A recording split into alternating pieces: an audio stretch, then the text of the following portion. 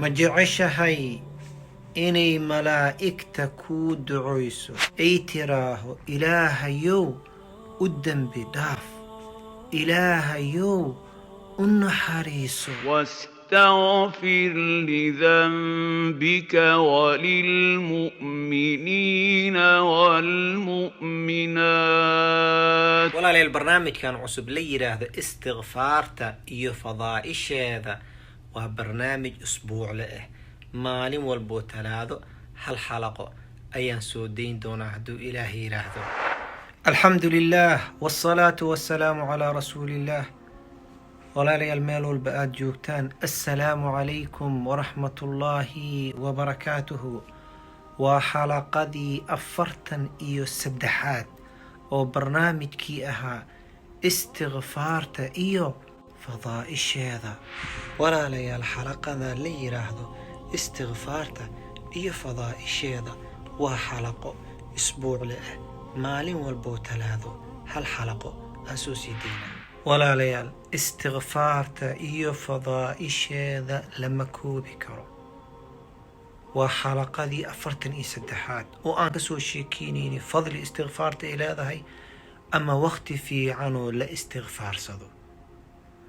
maantana insha allah tacaala waxaan rabaa inaan kula wadaago hal xadiid oo aad u qiimo badan oo kuu sheegayo camal aad samaysid.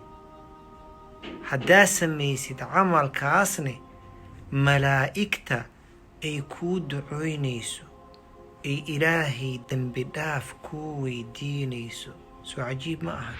qof walbo annaga naga mid ah wuxuu jecel yahay inuu ilaahay u dembi dhaafo.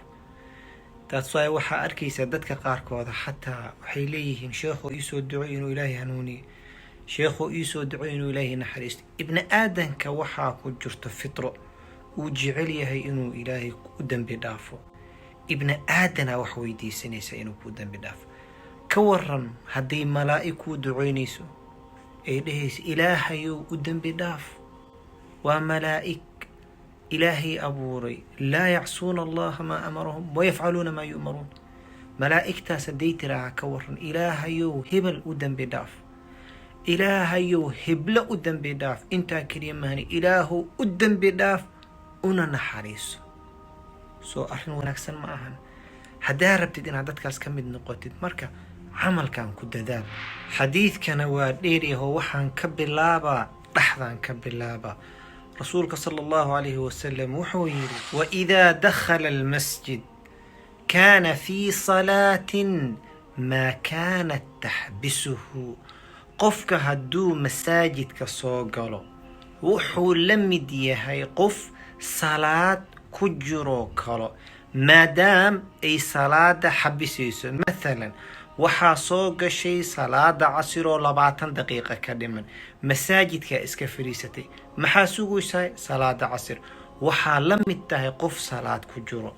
salaada maqribaa tukatay, waa sugtay ilaa cishaha, maxaa sugaysaa? cishaa sugaysaa, wax kalema sugaysid yaa, salaada cishaa sugaysaa. waxaa la mid tahay qof salaad ku jiro, laanna waxaa sugaysa maxaa waaye? salaad waaye. intaas keliya miya? maya. watusallii calayh, yacni almalaa'ikada laga wadaa, maadaama fii majlisihi aladii sallaa fiih. allaahumma اغfir lah, allaahumma arxamh maa lam yuxdith. watusallii calayh yacni almalaa'ika, malaa'igta qofkan way u ducoynaysaa maadaam qofkan uu joogo meeshuu ku tukaday. meeshuu ku tukaday maxaa laga wadaa? meeshuu ku tukaday maa laga wadaa macnihiisa miya, mise masaajidka dhanaa laga wadaa?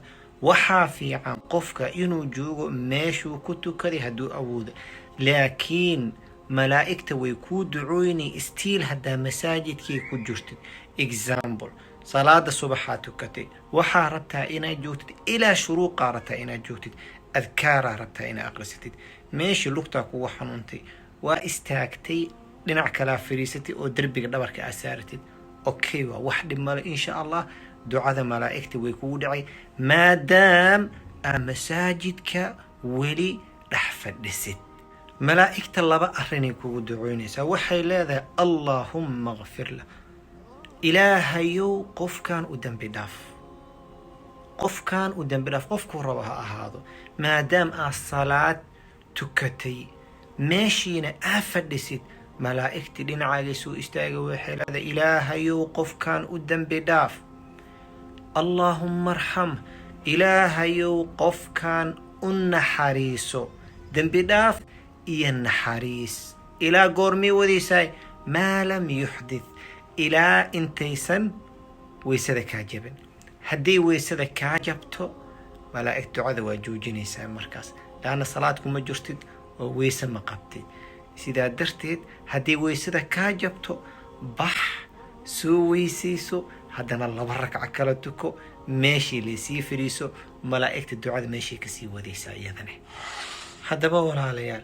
aan ku dadaalno camalkan aadka u fudud ajirka badanna lagu helaayo waxaad arkaysaa dadka qaarkooda wuu tukanayiin markay tukadaan horyuu ka istaagaa inuu buxuu rabaa haddaa weydiisid intee u socotay wallaahi asigaba inuusan aqoonnaa laga yaaba marmarka qaarkood daruura u bixistaas lama diidano laakiin haddaadan duruuf ku hayn ama wax weyn aysan jirin iska fariiso nus saac 1 saac especially maqribkii cisha maxaa u dhexeeya 1 saac 1 saac iyo bar u dhexeeya 1 saacaas ama 1 saac iyo barkaas ilaahay sii naftaada sii aakhiradaada sii camal wanaagsan oo aakhira kuu galay samee 8 saac haddaa soo shaqaysid maalintii ama 10 saac soo shaqaysid tan adduunyada u soo shaqaysid 1 saac between maghrib and cisha u shaqaysatii aakhiro akawnka aakhira si wax kugu galaan ugu dambeyntii allah subxaanahu wa tacaala waxaan weydiisanaynaa dembigeena inuu dhaafo allahumma aamiin